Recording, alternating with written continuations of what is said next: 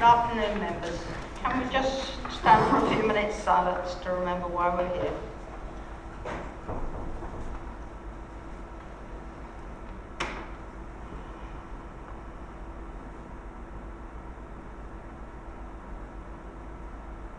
Thank you.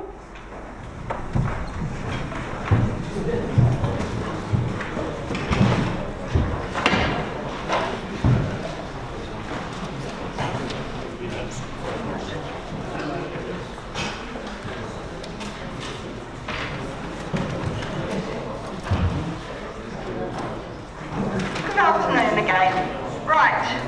Apologies for absence, please, Patrick. Apologies have been received from John Batchelor, Anna Bradnam, Nigel Cathcart, Neil Davis, Jess Hales, Toomey Hawkins, Peter Johnson, Sebastian Kindersley, Douglas DeLacy, Raymond Matthews, Des O'Brien, Deborah Roberts, David Whiteman Downs, and Tim Waterspoon. Are there any other apologies for absence?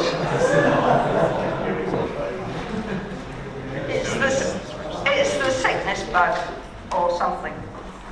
Declarations of interest. Councillor Burkett. Chairman, there is a motion 10C, standing name of Councillor Dr. Bard on congestion charging. When I saw this published, I sent an email to the interim chief executive of the City Deal, drawing it to her attention, saying that as a board member, did she think it was appropriate for me to stay in the room and vote? And she said it was a bit marginal, but it was probably safest and the right thing if I did leave the room at that particular point as a board member. It's not on an agenda for the City Deal, but just sort of in case it would be clearer. She said that as, in her view, for South Cambridgeshire District Councillors who are also assembly members, it was very much up to them, but she felt that they could probably stay in the room and vote because they're advisory only. Thank you. Any other declarations of interest? Thank you. Minutes of the last meeting, which are extensive. Right, page 1, this is for corrections only.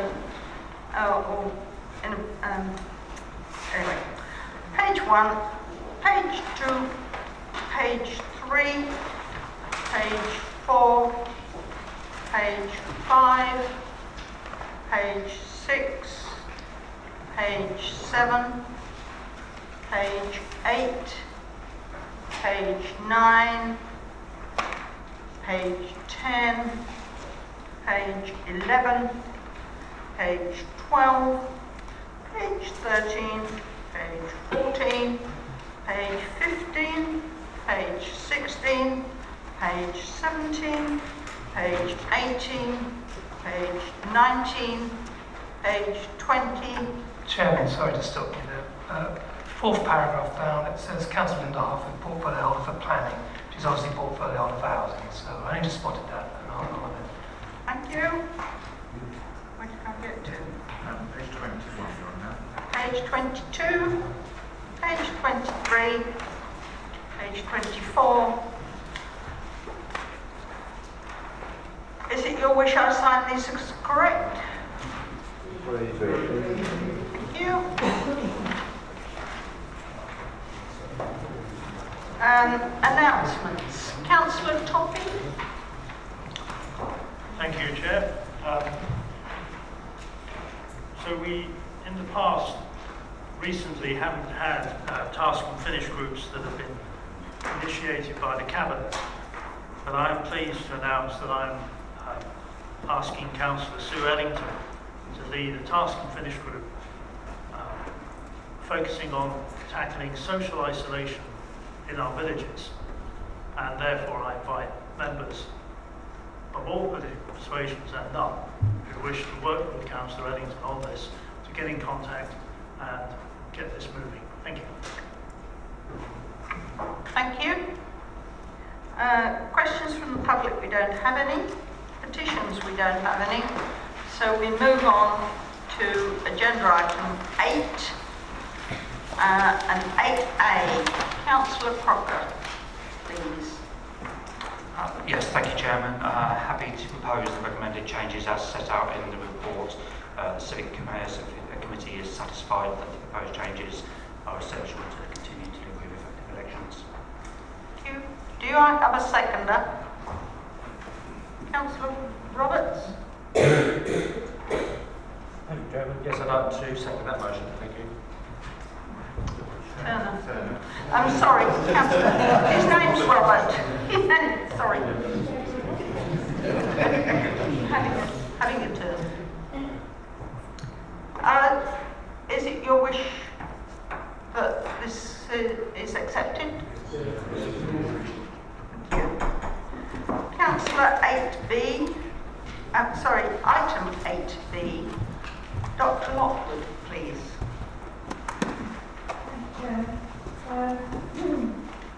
In the review of Hastings Parish boundary, I'd like to ask members to accept the unanimous recommendation of December's Civic Affairs Committee that option B, as shown in the report, be adopted. There's a need to change Hastings Parish boundary because its curious shape now includes Trumpington Meadows homes, which have no association with Hastings settlement. 4 options A to D were prepared for how this could be done, and most of the variations were not contentious.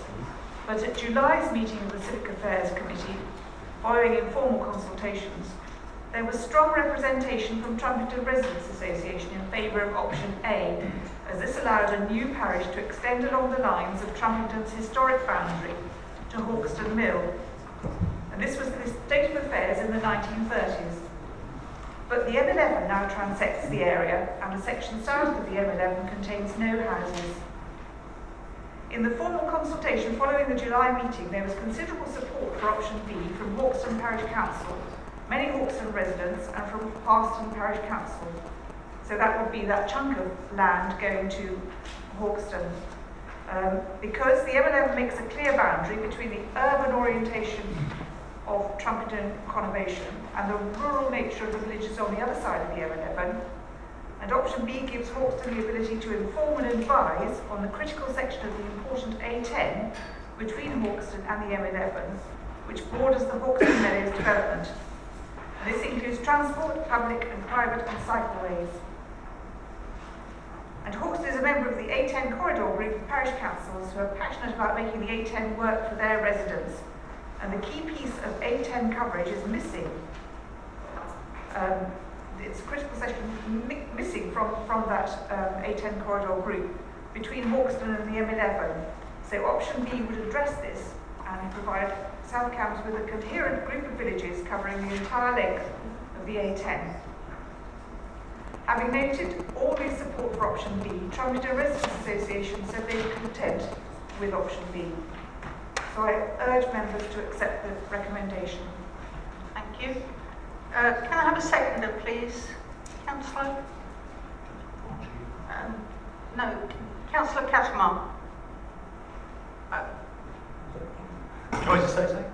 Yes. Yeah, this just makes sense. I mean, in terms of the connection with Hastings and Trumpington Meadows, there's no geographic or social connections there. So if we left it as it currently stands, then I feel those people would have no representation if we don't adopt this recommendation. So to me it makes a lot of sense and we should support it. Thank you. Councillor Nightingale.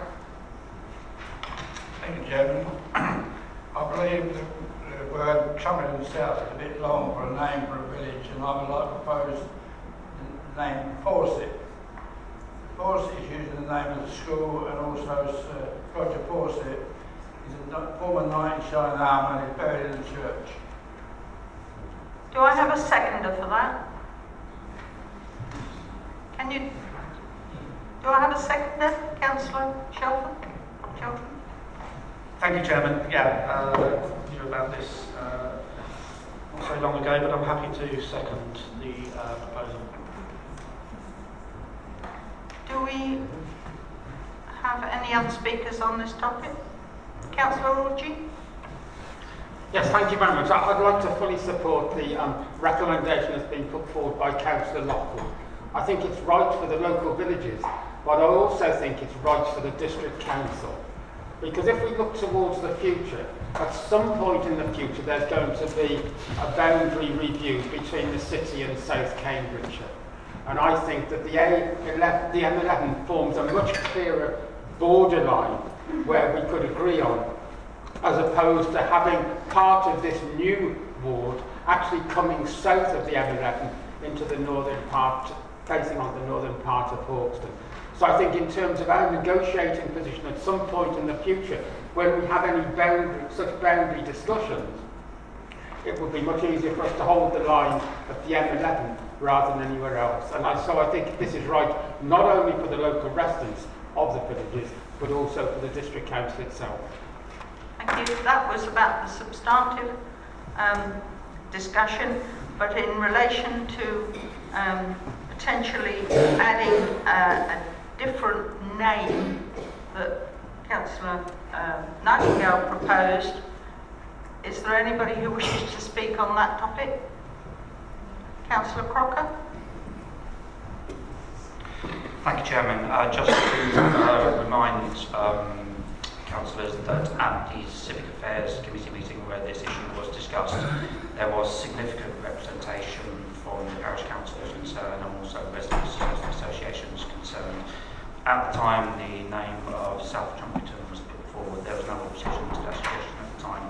I would also like to point out that at the moment the size of the electorate there means that there is not a sufficient number of people to create a parish council. So it would be a parish meeting that is created. It is, in my view, inevitable that at some point in the near future there will need to be a further governance review once the electoral numbers have risen to see whether a parish council should or could be created, and there will be an opportunity for renaming of a parish at that juncture. Thank you. Councillor Bard? Yes, I mean, I agree that Trumpington South is not an ideal name, but it does at least tell you where it is. And it was not approved by the meeting, the one which has been passed the residents. I've been quite concerned at imposing an alternative name which hadn't been out of consultation and on which there had been no public feedback. I personally wasn't aware that there was a sort of Fawcett buried in Trumpington graveyard. To my mind, it raises connotations of being lost without trace in the Amazonian rainforest. As I have no more speakers, can we vote on the amendment first, please? So the amendment is that we should ask for the parish to be name suggestion to be put forward as Fawcett rather than South Trumpington.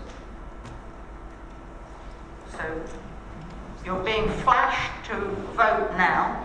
So if you agree with the amendment, you press the red button. If you disagree, if you agree with the, I'm getting my words in a tittle today. If you agree with the amendment, you press the green button. If you disagree, you press the red button. Has everybody voted who wish to vote? Thank you. Patrick, could you press your magic buttons, please?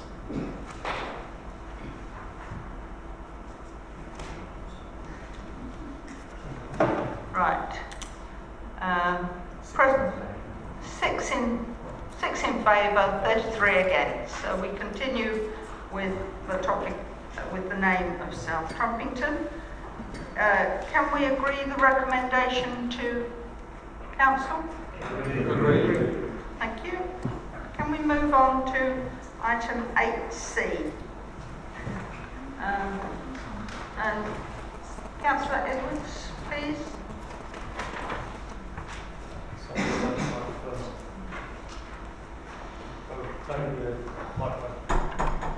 Thank you very much. Thank you, Chairman.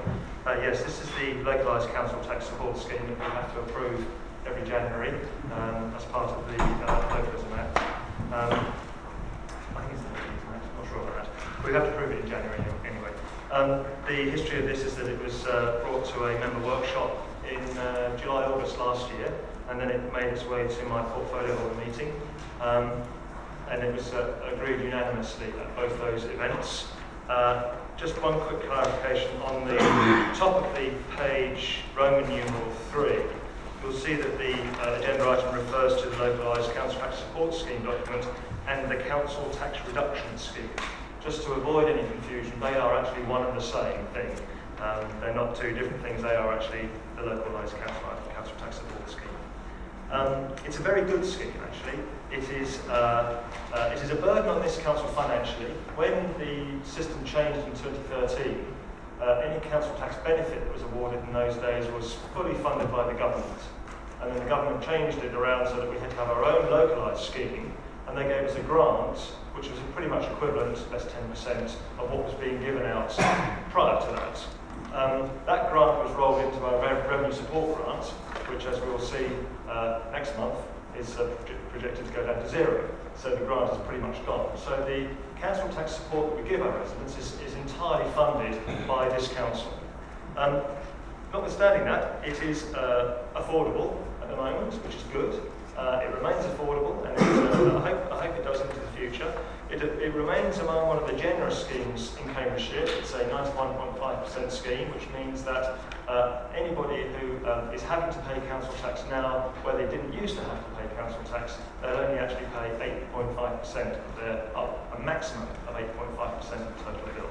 So it is a very generous scheme. It protects our pensioners, it protects our vulnerable groups, and it's been in operation pretty much unchanged since 2013, and I see no reason to change it now. So I would be very grateful if the council would approve this going forward. Thank you very much. Can I have a seconder, please? I second the motion. Thank you, Chair. Councillor Smith? Thank you. We're aware that this council is generous in this respect, and that things could very easily be so much worse for our residents. So we accept what Councillor Edwards has told us and support this. Thank you. No other speakers? Is it your wish we should accept this recommendation? Agreed. Thank you. Moving on to item 8D, the Employment Committee. I believe you have a paper that has been circulated that gives you the Employment Committee's recommendations from this morning.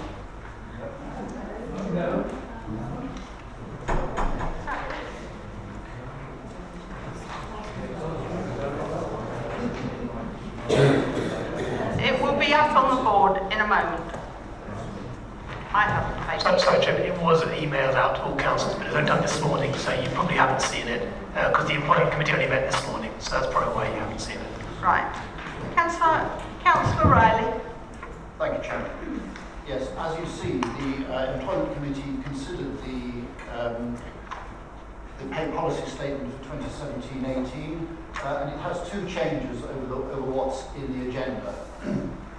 So on page 89, paragraph 1.1, Joint Director of Planning and Economic Development is added, and on page 93, the combined authority mayoral elections is included in the elections to be covered.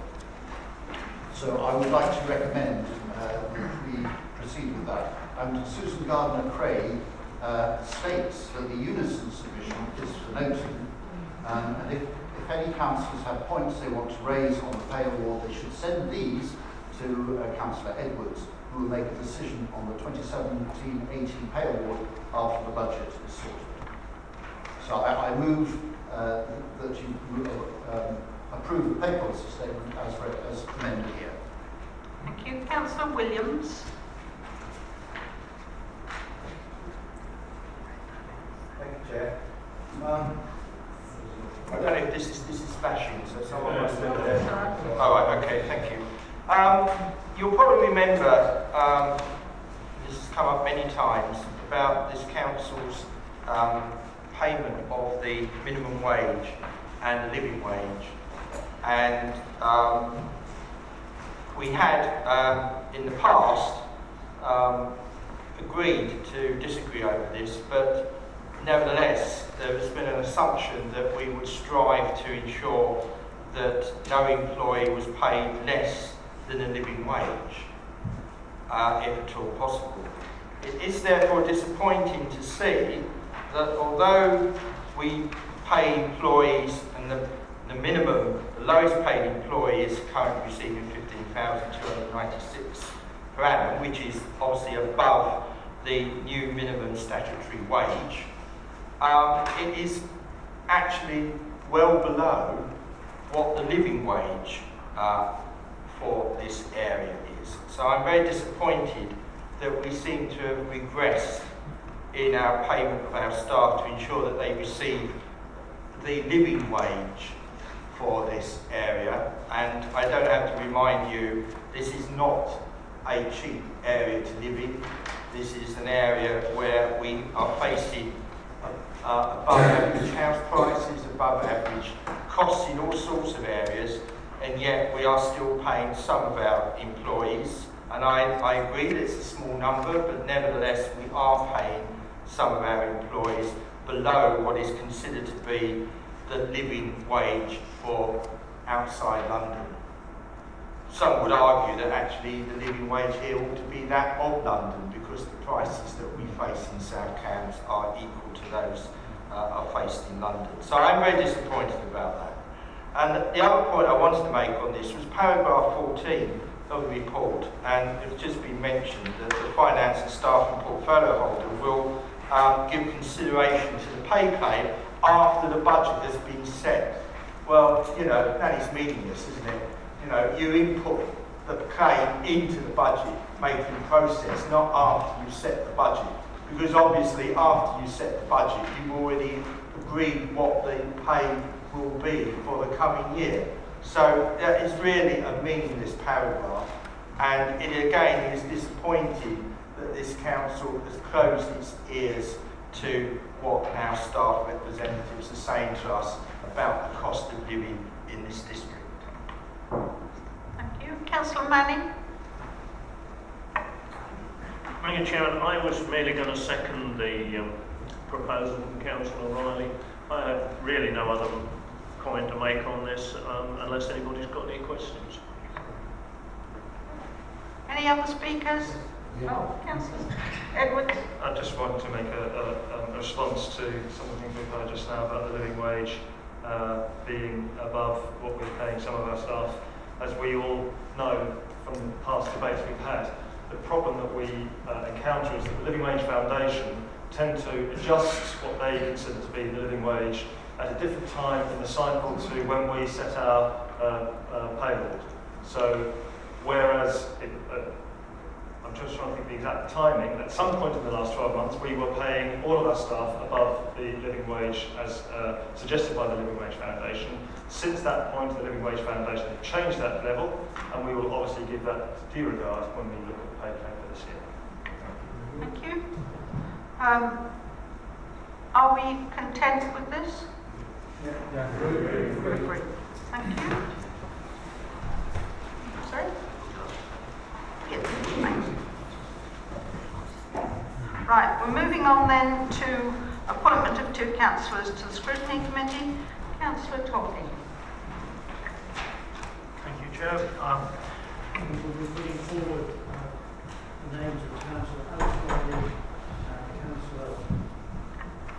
Riley and Councillor Alex Riley and Councillor John Batchelor, both of whom are experienced councillors who I believe will serve us and the combined authority well in this role.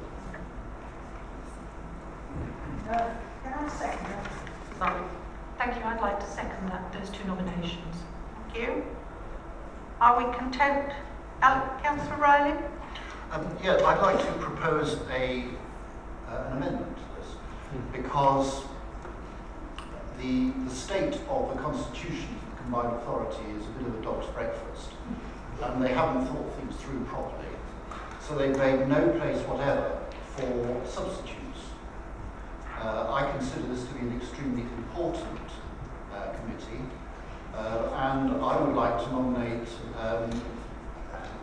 Grenville as to be my substitute, and I'm sure that the Lib Dems would like to do the same.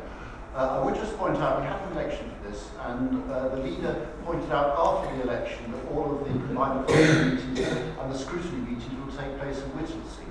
And I think it would have been perhaps more tactful if you had let us know that beforehand. Thank you.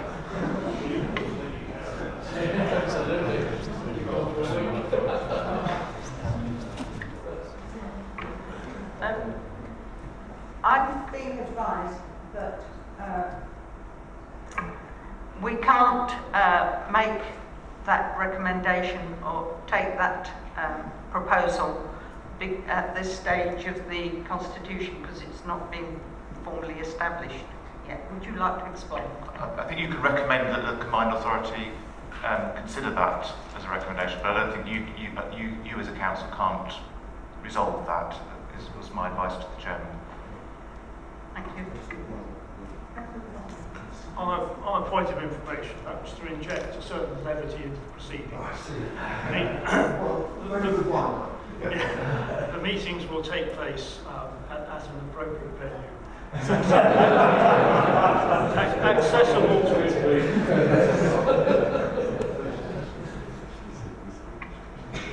Is it appropriate to include that in our minutes as a recommendation to the committee? I think it's certainly appropriate for the council to recommend that the Combined Authority consider the issue of substitutes and report back in due course, Chairman, yes. Councillor Smith? I'd like to support that. I think it's going to be an onerous job, and I think if for some reason, illness or holidays or whatever, our representation was reduced, I think we'd be in trouble, quite honestly. So I think it's something we should be enthusiastically promoting. Thank you. Are we content with that?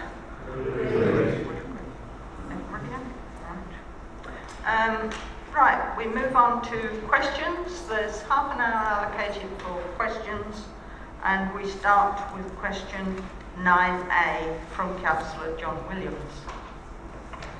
As on the order paper, Chair. Thank you. Councillor Harford, I believe. Thank you. Thank you, Chairman.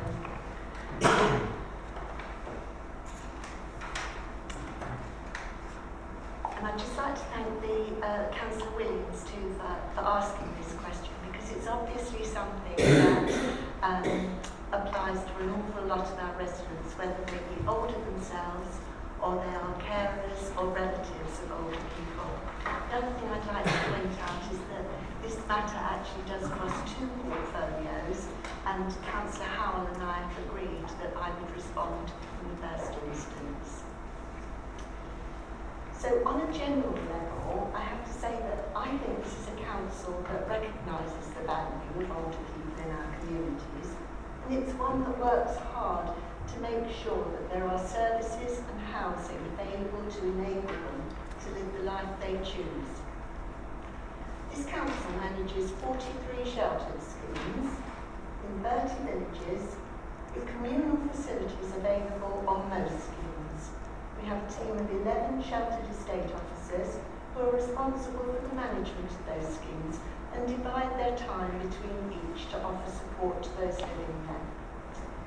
In addition, we have a team of visiting support officers who provide a free, flexible service to our sheltered housing residents, and they actively work to tackle loneliness and isolation. They help residents to find and access local groups and services, as well as providing wider support with tasks such as dealing with utility bills or understanding or making applications for benefits. They're also able to help residents access things like personal care where it's relevant, or assistance with things like shopping and gardening. And although this is a needs-based service, residents can refer themselves for assessment. I note that, Councillor Williams, that your question specifically mentions the actions being taken with stakeholders. So first of all, we have a very active tenant participation group that meets monthly and works with the council to make recommendations for service improvements. Their commitment to carrying out research and providing feedback has proved to be an invaluable support to the council in its efforts to continually improve. The Tenant Scrutiny Project team has just completed a review of the 41 communal rooms attached to shelter schemes, and their draft report was submitted this month. It contains recommendations regarding the use of communal rooms and the promotion of activities that help tackle loneliness. The Council is particularly keen at this time to optimise use of its communal rooms to benefit local communities, and is actually working at the present time with one volunteer-run day centre to provide alternative accommodation in one of those communal rooms. Day centres are a valued resource in preventing isolation, and without the intervention of the Council on this occasion, this one might have been at risk of closing. The South Cambridgeshire Local Health Partnership Board, chaired by my colleague Councillor Ellington, is actively working with health and social care partners on projects that will help tackle loneliness amongst older people in the district. The Through the Door project, being piloted in the southeast of the district, acknowledges the inappropriate use of GP services that lonely individuals often resort to, and seeks to intervene and provide more appropriate support. We also heard from the leader of the council that a task and finish group is also being set up. Finally, development of the older people's accommodation strategy, published by the County Council, was actually led by this council's housing service. The strategy aims to provide support for older people to make positive choices about where they live and to maximise their independence for as long as possible and reduce their need for long-term residential care. Work continues to implement aspects of the strategy, and in so doing to share best practice both within and outside the district. This is not an exhaustive list of the Council's efforts to work with others to tackle the growing challenge of supporting older people, but importantly, it gives very positive evidence of this Council's commitment to supporting older people and to promoting their well-being. Thank you. Do you have a supplementary? Yes, thank you, Chair. Yes, I appreciate the Through the Door project, but I also appreciate that, and we do a lot for our own elderly tenants, but there are an awful lot of elderly people out there who are on their own, do not have the support of friends and family, cannot afford adequate care facilities for themselves. And what does concern me is that beyond our own council tenants, we are not adequately giving sufficient support to other elderly people. And one example of that is the isolation being caused by the centralisation of care services, the reduction of local bus services in rural areas, the limited resources of, for example, community transport providers who are finding it increasingly difficult with reductions in grants to continue to meet the increased demand from elderly residents living in very rural areas, and and we all understand that South Cambs is a district of villages. We do not have a market town or a centre, and therefore and things like closure of libraries, for example. So what I'm looking for is some joined up thinking here with other stakeholders and providers to give an umbrella to not just our own council, our own residents, and I appreciate we do a lot for our own residents, but the people I'm talking about are those who are not our residents, who rely on contact either through their doctor, their GP, or through other community services and voluntary groups. What are we doing to give them support to ensure that every elderly person in our district is looked after? Thank you very much, Councillor Williams, and you're absolutely in line with my own thinking. We absolutely have to look after everybody. First of all, I would like to point out that they're all our residents. Some of them, though, are our tenants or leaseholders, but our ambition is to look after everybody. And certainly the Through the Door project is not going to distinguish between tenants, leaseholders and other residents. And the accommodation strategy for older people too addresses the needs of the ageing population of the county.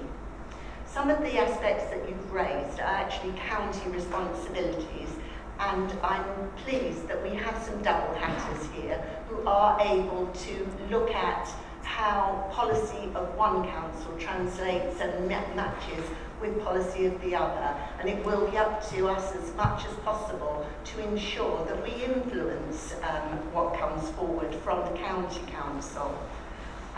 We also at the moment, for all that they are upsetting people, we have a lot of planning applications coming forward that are totally unplanned for. And my message always to those speculative developers is that they're getting an opportunity that they might not otherwise get under other circumstances, and that opens the door for us to ask of them more than they would give if they were making an application for something that is planned for. And those applications do give us good opportunities, as I hope you will see going forward, to secure additional provision for community transport, which I acknowledge in South Cambridgeshire is not particularly well provided. Thank you. Can we move on to question 9B from Councillor Bridges? Thank you. I was surprised, shocked to learn that our housing delivery figures are actually far short of target and expectation. It's very particularly at a time when we're actually hemorrhaging planning permissions out of this authority, as Councillor Harford has already pointed out quite a lot for non-local planned sites. So I'm just interested to know what the Cabinet's view is on the reasons for this slowdown in delivery. Councillor Harford. Thank you, Chairman. And again, this is something that crosses two portfolios, but only one of us is going to speak in the first instance. You'll be aware this also covers the portfolio of my colleague, Councillor Turner. Sorry, my screen has just frozen. Okay. So yes, you're absolutely right. It is disappointing to know the figures for the last year. However, this isn't something that's unique to South Cambridgeshire. Nationally, there is a deficit between the number of houses that are needed and the number that are actually being completed. Government has recognised this as a national issue and recently launched a new report, Small is Beautiful, delivering more homes through small sites. It is acknowledged that for various reasons, the volume developers are not capable of delivering all the housing that the country needs. Small and medium-sized house builders have historically been responsible for building a large proportion of new homes in the UK. However, in recent decades, and especially since the 2008 economic crisis, the output from this section of the industry has dropped off substantially. Many of them have moved away from house building, and many more who are still in the industry say that they face significant barriers to their ability to grow and build more homes. And the government is facing that challenge by allocating further funding to be accessed only by small and medium enterprise builders. And it's also looking at the obstacles that this sector tells them are presented by the planning system. We have a white paper that we are waiting for, have been waiting for some time. As a planning authority, we're really keen to work with this particular sector, that is the SME sector. We recognise the absolute imperative of increasing the sources of provision and freeing up the process so that those sources can more quickly progress to a position where they can start delivering. South Cambs has been supportive of all new government policies that achieve these two objectives. At the opposite end of the scale from the volume developers is the self-builder. And the government's policy for self and custom build is one that South Cambs has been at the forefront of championing. You will know we're working with 11 vanguard authorities for that. We already have a very high level of interest amongst those registering, and amongst those registering are small builders who are obviously more interested in the custom build part of that new policy. Basically, the last change we ever saw to construction methods, as far as I'm aware, is from wattle door to the current traditional bricks and mortar. Even timber frame methods were being employed in the 16th century. And for me, deliverability and the speed of deliverability are paramount, and we should be embracing 21st century technology to allow that to be the case. The housing deal secured through devolution will be a great enabler of speeding up delivery. The programme of sites that has been drawn up identifies not just new opportunities, but very importantly, addresses some of the obstacles to delivering on sites that already have planning permission and are stalled, due, for example, to upfront infrastructure requirements. Finally, there is the role that the constituent parts of the planning authority play in granting decisions. Refusal of applications that have no prospect of anything other than being granted at appeal need to be seen for what they are, acceptable in planning terms despite local objections. This adds to the delay in delivery. The 6 or more months spent waiting for the inevitable permission to be granted at appeal could be much more profitably used to get developers on site and building. It does nothing either for the local community, who breathe a huge sigh of relief at the refusal and then several months later are faced with a permission. The world has changed. People need and deserve decent homes, and we cannot deplore on the one hand the numbers being built and not acknowledge that the process for facilitating greater numbers may involve uncomfortable change. This council acknowledges the role that all factors play in increasing output and is fully committed to their necessary implementation. Thank you. Do you have a supplementary? Yes. With all due respect, Councillor Harford, that was an awful lot of words to not answer the question. But actually, where I'm going to go with this is not where I was intended to go with, so I'm going to pick up on some points you made. We know that no one is building the number of houses we needed. My question wasn't about that. We're not building the number of houses we expected to build, never mind not the number that are needed. So that was the key point of my question. We know that developers are sitting on years' worth of land and they're not developing it out. And we need to be taking action to actually address that. However, you have talked about support that we're giving to SMEs and that we're encouraging SMEs. And that's very good news, and I agree that they are far better placed to build out at speed and build out the right sort of developments in the right places and to engage positively with communities. However, I suggest that we need to set our own house in order in this one. So, we are, as an authority, going to be building houses. But actually, I know, as a fact, from my own dealings with SMEs in my area, that our own tendering process makes it incredibly difficult for them to actually build for us. The whole process is onerous. They have to be able to evidence that they have successfully delivered LA housing in order to score well. So actually, we're not helping the very people who are best placed to help us. And I have strings of emails from particularly, I think, 3 local small builders around me saying, how can we want to build stuff for South Cambs? How can we do this? And I sat down with one of them a couple of weeks ago where he showed me the paperwork that he'd been required to produce for us, which was just ludicrous. And it meant that 2 members of staff were tied up for weeks doing this, when actually they should have been out there earning money. And they were taking a huge punt in, following my advice to actually try and build, because I know they are the best people. So let's, for goodness sake, put our own house in order and start, practicing what we preach, and ensuring that we are giving these people an opportunity to start delivering local authority housing. It's all very well expecting. Are we getting to a question? So, my question is,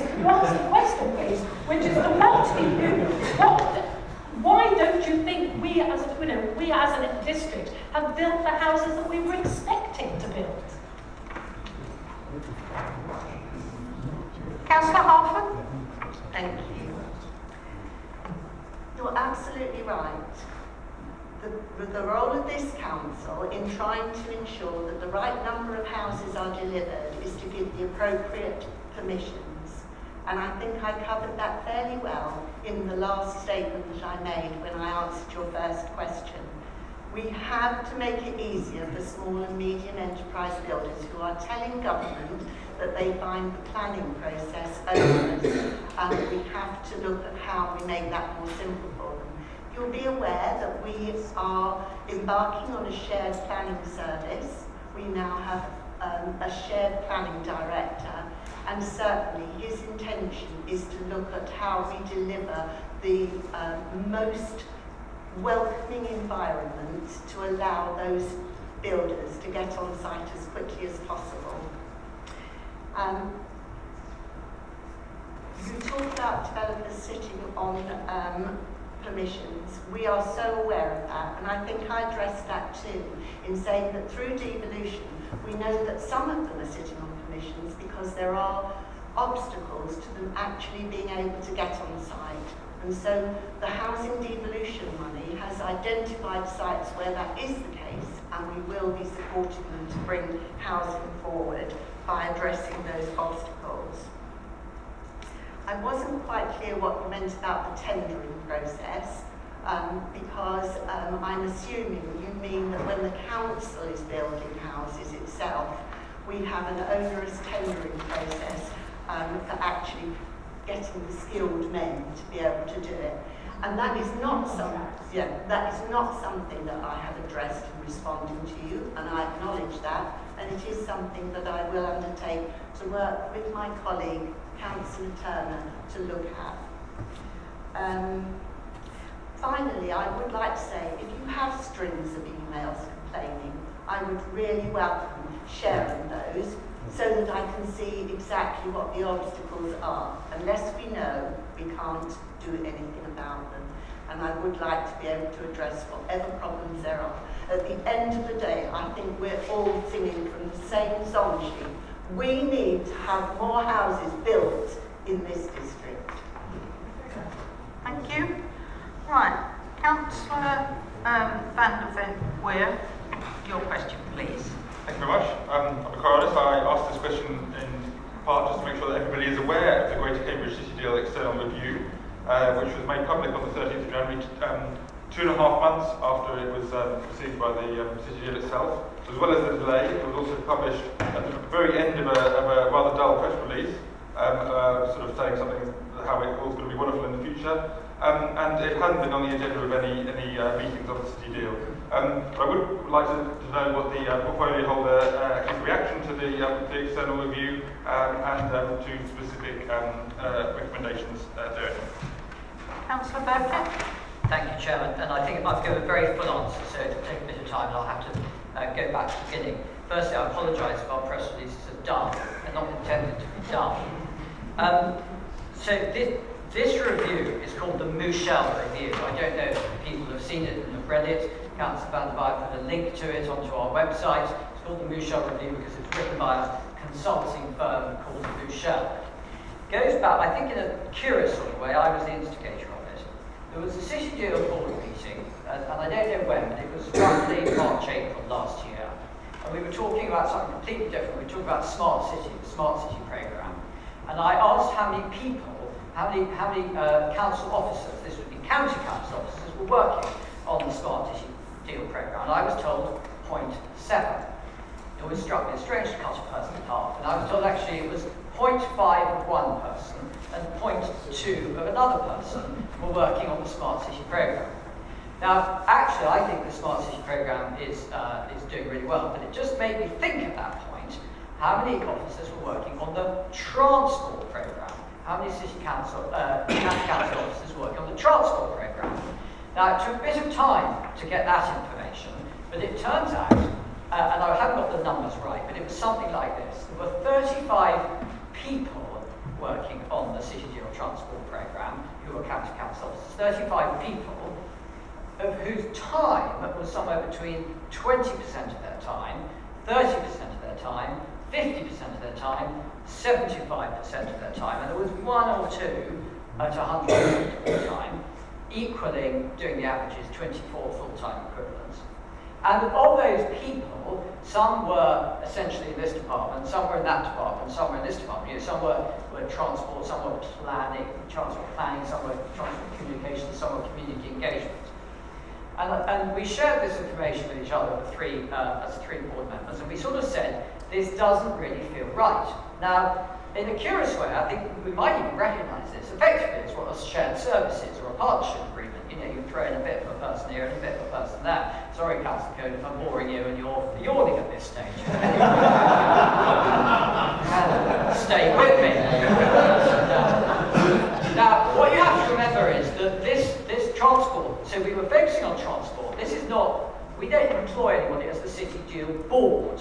It's delivered to us through the chief executives of the three partner councils. So we said to the chief executives of the three partner councils, this doesn't seem to be, to us, particularly efficient. I think it's fair to say there might have been one or two people in the newspaper saying they felt the transport delivery was less than 100% perfect. Now, the way local authorities work, of course, is you can't do something overnight, can you? The first thing you do is you commission a report. And I didn't pick up this idea, but the chief executives of the three councils, they commissioned this report. So that's the genesis of it. Now, it was commissioned from Michel. The man who wrote it was a man called Matthew Lugg, who I don't think I've ever met, or I might have met him once. He did work for the County Council about 10 years ago, and the County Council chief executive thought he would be quite a good person to write it, because he was currently independent, but he had a bit of an idea of what was going on in this sort of area. And the whole point of it is there are 24 recommendations. Some of them are big, some of them are small. And I will answer which ones we are not accepting. But the whole point is number 3 and number 4 are the crux of the whole thing. Number 3, establish a separate, dedicated, co-located City Deal transport core team. Blah, blah, blah, blah, blah. And that's what we were trying to achieve. To have a group of people who are 100% doing City Deal transport matters. And number 4, appoint a full-time senior officer who is a dedicated transport lead. I think our previous one has been 20% on the City Deal. We wanted somebody 100%. Don't know if it's an internal appointee or an external recruit. That's nothing, that's staffing, that's done by the chief executives. I think the interim chief executive has got it on her radar screen. So really, that's what it was about. And I wholly endorse number 3 and number 4. Now, Matthew Lugg, being a good consultant, probably paid by the hour, decided to go a bit further than our initial brief and has come up with a total of 24 recommendations. And actually, I'm sorry, Councillor Van der Veen, our press releases are done, because there were 2 press releases put out that day, and the second one said exactly the answer to your questions, which ones we're accepting and which ones we're not accepting. And I'm terribly sorry, I will come to a point, but I've just forgotten that I didn't address your other hidden point, which is why we got it on the 28th of October as a board, but it was only made published on the 13th of January. That is because we were pushing for it to come out straight away as board members, but we were advised by the chief executives that because this was an HR issue, and some of the transport officers would be moving to different departments, etc., it had to be going through an HR department and an HR process, and that took time. And then there is apparently a convention that you try to avoid changing people. This is the redundancies, by the way. This is just moving people internally. But there is a convention you don't move people internally before Christmas. Apparently it sort of upset, because I can understand that if I worry people about what their future job might be over a particular Christmas period. And that is why it was delayed and it came out as soon as we possibly could take it out in January. So that explains the delay. Now, we're going to accept, we've already said on this Dahl press release that we're accepting 21 out of 24 recommendations. 3 we're not accepting, and I hope you will understand why. On 1, I think this is a misconstrued one, we should give a vote. Remember the 3 voting people are from the 3 councils. He said we should consider giving a vote to the LEP and the university. Well, I don't think they can, because non-elected members can't spend public money. So I think he got slightly the wrong stick. The university doesn't want to vote, as I understand, and anyway, I think a lot of people might think there's a conflict of interest in the university's mandate having a vote. I think the left would love a vote, because they probably want to spend our money. But I think that one makes perfect sense not to take that one. The other one is introduce more frequent briefing meetings for the executive board. I feel briefed perfectly well enough. We don't think we need to plug up our diaries with more frequent briefings. And the other one was that we should take board decisions outside of board meetings. And I think we rejected that one. I think the more democratic how if we took board decisions outside of board meetings. So I don't really know why you recommended that one either. So that is the answer, and I hope a comprehensive answer, Councillor Burns, to your question, and I look forward to your pointed supplementary. Councillor Van der Weer, can I point out that you have 2 minutes for your supplementary and... Yes, well, thank you very much. That was a very interesting information about the background of the report and its evolution, which I certainly wasn't aware of. I did note in the report that there was a list of people who were interviewed. A lot of people involved in the periphery of the city deal would have been able to suggest at least a good part of the make a good part of the criticisms that were made in the consultant report very early on in the process, and it was very disappointing that I think no one outside councillors outside the board, and only I think two or maybe 3 people that were involved in South Cambs were actually interviewed for as part of the process. Would the portfolio agree that it is worth continuing to engage with people outside the immediate board who have, even if they're critical, because their input could be very constructive as well? Thank you. We have come to the end of our half-hour question time. It would seem appropriate to ask the leader to give a written response to Councillor Hart's question and move on to motion.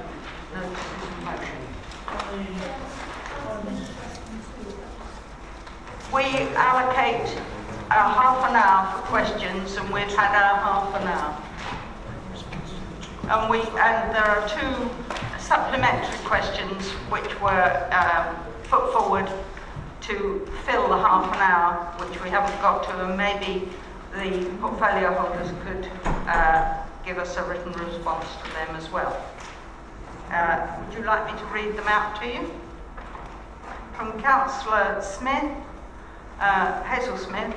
Councillors' access to insights has been difficult for some time, and there now seems to be no access. Please could the portfolio holder or leader tell us what plans are in train to give us access? Most of us look at papers on the public website, but purple pages are not available to us. Will the portfolio holder ensure that all members are sent the purple papers they are entitled to see? And the other question from Councillor Bridget Smith: what meetings has this council had with Andy Campbell of Stagecoach to confirm his company's support for the proposed bus priority measures along the A428 corridor? Okay, so we need to move on to those. I'm sorry, I made a decision. Right. Notices of motion. Standing in the name of Councillor Aidan van der Weer.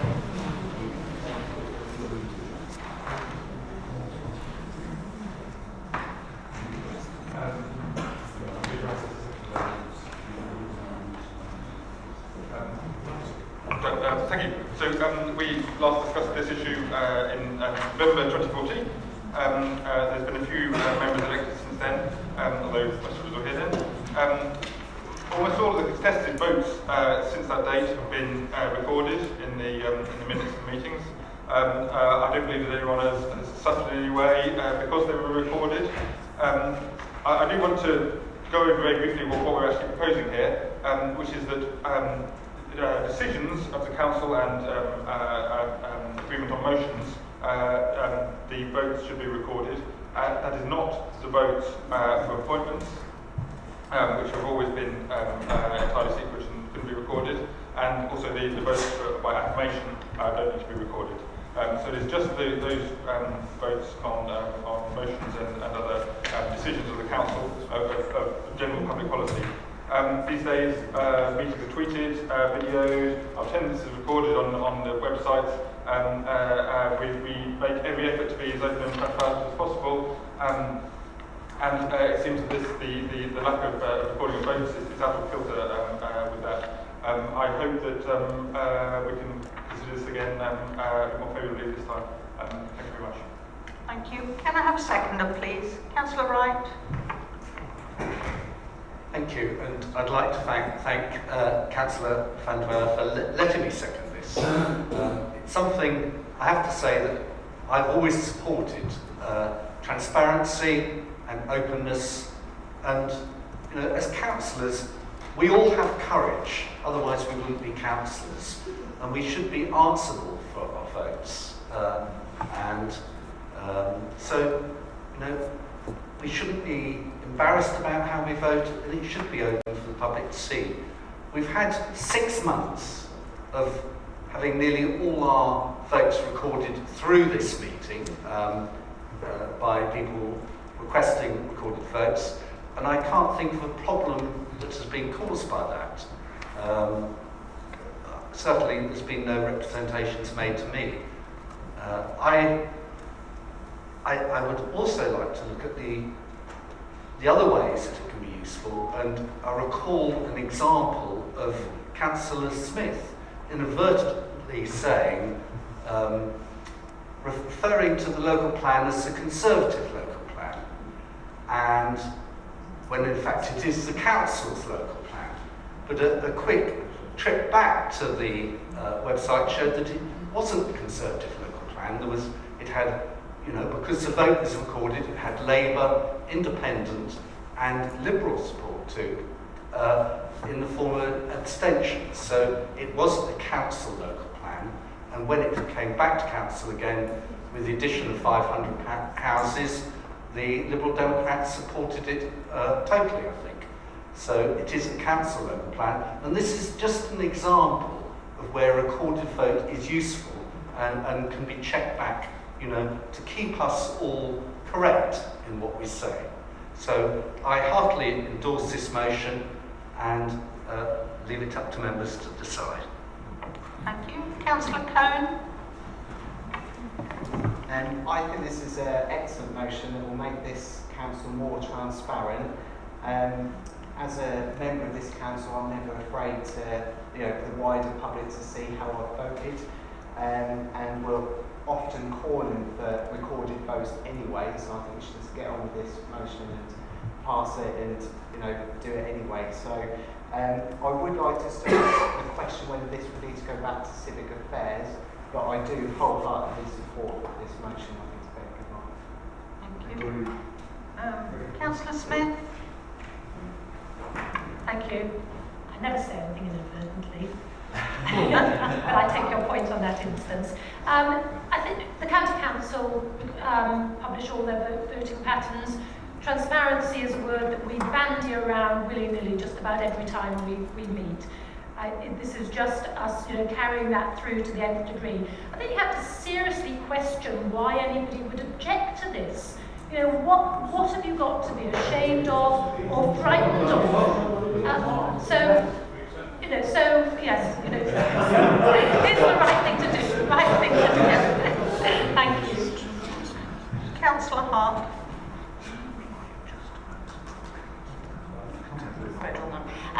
Yes, I too support this motion. I just wanted to make a point of clarification. An abstention isn't a vote for something, which Councillor Wright sought to claim a minute ago. So the fact that there were some abstentions on the local plan didn't necessarily indicate tacit support. For example, I've abstained today because I had literally no view on what the new parish in South Tomlington was called. Thank you.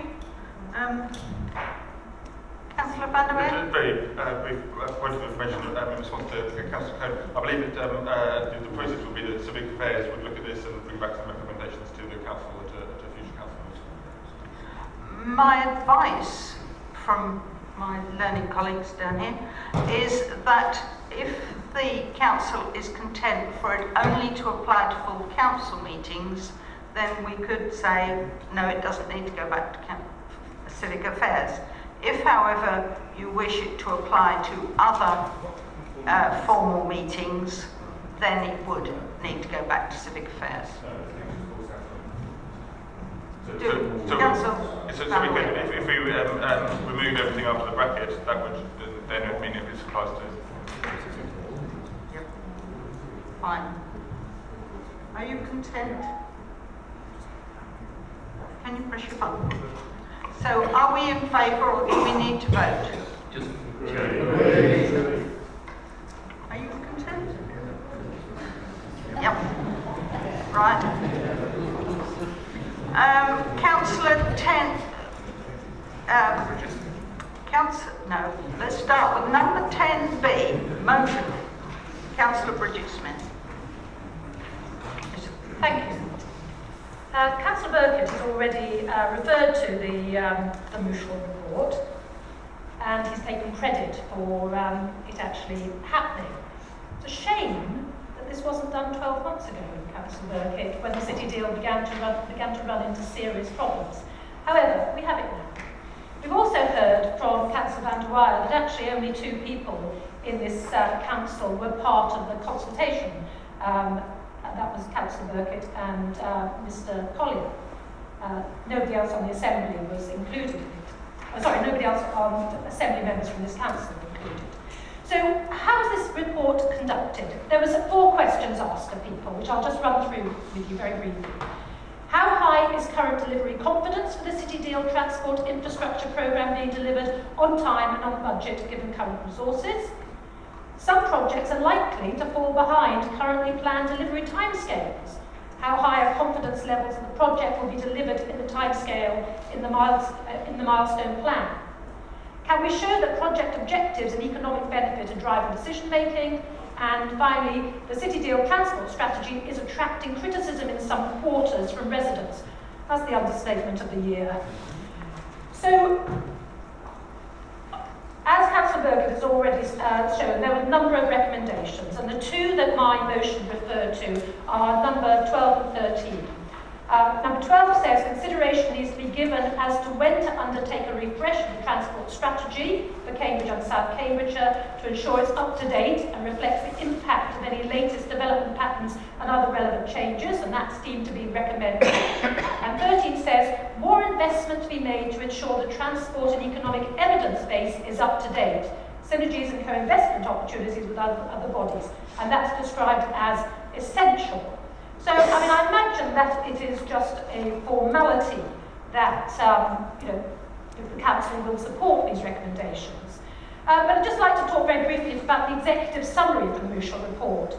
The highlights were that the report showed a lack of dedicated resources and insufficient resource, a lack of strong dedicated technical leadership, weak systems and processes, the need for a more up-to-date evidence base, and certainly in the Assembly, we were called upon to make 2017 the year of evidence, because that's been sadly lacking from a lot of our deliberations. The need for more robust governance, an inability among those delivering projects to articulate the overall vision and how their piece supports that, insufficiently developed working relationships between officers and members, which is a tragedy, and the need for a more proactive approach to communications. So I'm concerned that the refresh of the transport strategies says in the action plan that that's going to happen as of spring 2017. Now what they're waiting for is for the adoption of our local plan. I would argue that this is a piece of work actually that needs to be cracking on with now. There's no point in just sitting on what we currently have. And again, the lack of evidence supporting some of the decision making, and no doubt the next motion we'll be talking about that as well, is really, very, very alarming that we're relying on some of the data is just so stunningly out of date, it is hard to believe. When I asked about the evidence for where people from Cambridge and from the new developments actually go to, I was referred to the 2012 census data. Well, we're 2017 now, all sorts of stuff has happened there. We have to be basing decisions about multi-million pound spends on hard data, hard evidence of need, and more importantly, hard evidence that they will actually deliver on what they are saying they are going to deliver on. Thank you. Can I have a seconder, please? Councillor Williams? Thank you, Chair. I think collecting the evidence is the crux to this, and I think that's probably the reason why the city deal so far has had a pretty rough deal with local residents in particular. There needs to obviously be a vision, and there needs to be a strategy to achieve that vision. And that strategy to achieve the vision has to be based on evidence. And that evidence, to be quite frank with you, has been lacking or has been so out of date that it's easily challenged by those who are upset with not the strategy, but the ways in which to deliver that strategy. Milton Road, Histon Road are really good examples. The Camborne Busway is another example, where the up-to-date evidence is just not there to justify the proposals that have been put forward by the planners. I would have thought the first thing that the city deal should have done was to have commissioned an origin and destination survey to ensure that we knew exactly those who live and work in the city, those who live and work in South Cambs, we know what their travel patterns are, their reason for travel, their mode of transport. Instead of that, we relied on rather outdated census information, some bits and pieces of work that had been done by the county council in the past, and a lot of it was done by a finger put in the air. It's inevitable, therefore, that we've come a cropper. It's inevitable, therefore, that the whole thing has become a mess. And therefore, it's a shame that it's had to take an independent report to identify something we could all see was going wrong. Obviously, all but the board we could see was going off the rails. And I do hope now that we can support Councillor Smith's motion, because hopefully it will send a message to the board that we have to start, and in Cambridge of all places, university, a worldwide respected university whose research is based on evidence, to show to our residents that what we are proposing is actually grounded in fact, and that the proposals that we are making, we can demonstrate using those facts, have long-term objectives and targets and aims.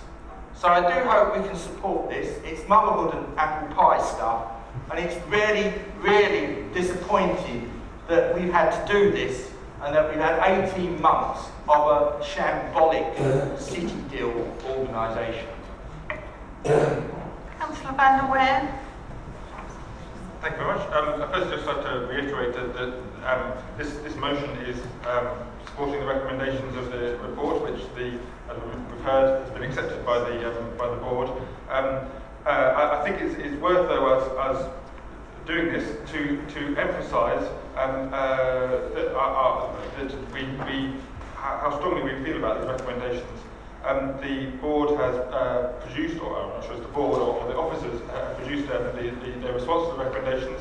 As Councillor Smith said, they're just talking about starting and looking at the Cambridge and South Cambridgeshire transport strategy from spring 2018. So they're not even going to think about it for another 15 months. And in terms of getting investment in up-to-date transport evidence, the response is there, well, we're just about to complete the Cambridge sub-regional model. That's a county council document which is essentially produced to help understand the impact of planning applications. I don't think that is adequate for the much bigger task that the city deal has. Nevertheless, at this stage, I think what we should be doing is just reiterating our support for these recommendations, that we really need to have a strong evidence base for the city deal decisions. Councillor Burkett? I'd like to make 2 points really. Firstly, I do not take credit for the report. The majority of the credit should go to Gillian Beasley, the Chief Executive of Cambridge County Council. I was explaining that I might have been involved in the germination of it, but I would not like to take credit for it. Gillian did an amazing piece of work and she takes credit for it.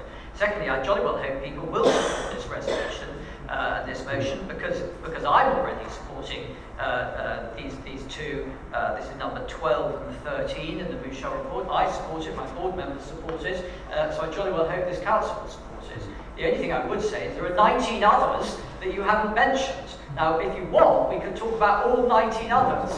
It's taken us 15 minutes to talk about 2 of them. I hope you'll support all 19 others as well. But yes, please, vote this one through. Councillor Toffing? Thank you, Chair. I was going to say, Councillor Williams said this was motherhood and apple pie. It's an apple pie with a little phial of poison gently inserted under the crust. The point here is that, as with all programmes or activity, there was a perception that they needed some independent validation assurance of the direction of travel. They didn't wait till the end and then say, oh, well, if only we'd done something. Action was taken. An independent and appropriate person was commissioned to look at this, not to boil the ocean, to ask some pertinent questions from some relevant people, to triangulate the evidence, come up with some recommendations, which, as Councillor Burkett says, are sensible and are being taken forward, particularly these. It is evidence to me, and I have some experience in this field, of taking action at an appropriate time, not waiting till the end when things are too late. So, although some of these recommendations might make uncomfortable reading for some people, they are ones that it is timely. And that's the difference. This is an activity that's ongoing, that's challenging, and they've asked someone to come in and take a look at it and give some independent validation and commentary. And you have to commend them for that. There are many organisations in the public sector who do not release these sorts of reports. The City Deal took the action, released the report, and is getting on with it. And I think we should commend them for that. Thank you. Thank you. Any other speakers? Councillor Smith, sum up. Thank you very much. So we agree that this report was necessary, and as Councillor Topping has said, much of it is uncomfortable and possibly, in my words, damning. Be aware, councillors, the decisions that the City Deal makes will impact seriously on the lives of your residents. It could, ideally, make life better for them. It could make life an awful lot worse. If it achieves its aims of providing reliable, affordable, sustainable travel choices to our residents, to link them where they live to where they work, that will be marvellous. But the threat is that it could threaten their quality of life. The proposal for a park and ride at Crowley stands to devastate the environs of Coton. It will be twice the size of the Trumpington Park and Ride, on the highest ground, illuminated 24 hours a day, and people are very unhappy about it. And for the residents of Coton and other areas around there, the benefits do not outweigh the cost. The proposal for the A428 busway and the Western Orbital could potentially cut a swathe through the very green belt which our own emerging local plan seeks to protect. So it is vital that they get it right. And, I'm hopeful that this report will be a start, but it is only a start. It is disappointing that it did not look at the decisions that have been currently made and the strategies that underline that decision making. But that's something for the Assembly and the Board to address. But it's important, so the reason I brought this motion is important for you to be aware of it. And there is a lack of awareness about actually what the city deal means for South Cambridgeshire. And the further away from the city you get, the less important people think it is. And it's our jobs as councillors to be bringing it to people's attentions and telling them what it's actually going to mean for them, both in its potential to deliver benefits, but in its potential to do damage to South Cambridgeshire. We've already heard it's very, very city focused. We've got to make sure that the needs of South Cambridgeshire are properly addressed. Thank you very much. Thank you. So, are we content with this, or would we like to go to a vote? Being a very agreeing today. Moving on to item 10C, Councillor Bard. Right. Yes. I'm aware that a congestion charging isn't the official policy of the city deal. It's just an idea which has seemed to have gained a certain currency amongst some of our park authorities in the last few months. This council has always been of the view that congestion charging would be unacceptable to our residents. But the last time such a vote was taken, I'm reminded, was 2010, which is now almost 7 years ago. And I felt therefore that it would be that the council should reconsider this point and decide whether it wishes to reinstate that decision, to confirm it, or whether it wishes to change its mind. Congestion charging, I think, has only seriously been tried in two cities. One is London, and the other is Durham. I don't know how many people know Durham, but Durham is a very special case, and the congestion charging area relates only to the peninsular area, which is the bit surrounding the little bluff that's surrounded by the River Wear, contains the castle and the cathedral, and can be done by imposing a £2 congestion charge on one road, which just gives access to this tourist area. It's an idea, however, that did receive a certain degree of currency under the previous Labour government in the mid-2000s. And the two cities which are seriously considered it were Edinburgh and Manchester. Edinburgh reckoned on their business plan that they could make 50 million a year out of it, which they would devote to public transport improvements. In many ways, the arguments around it were very similar to ours. Although there was some support from the local politicians in Edinburgh, there was strong opposition from Hyde Council, which is there's a similar relationship as we do to Cambridge City, and for very much the same reasons, because any congestion charge would bear unduly heavily against residents in the rural area. As we know, bus services are patchy and lengthy and not particularly reliable, and many residents in the rural area have very little alternatives to the car at the moment as a means of getting into Cambridge in time for work. Whereas in the city, the modal shift is much easier to achieve, the distances are shorter, much easier to cycle, or in some cases to walk. When it was put to a referendum in Edinburgh, which is Edinburgh City and the surrounding areas, the opposition was 75% against. The other city which attempted to, which had considered it during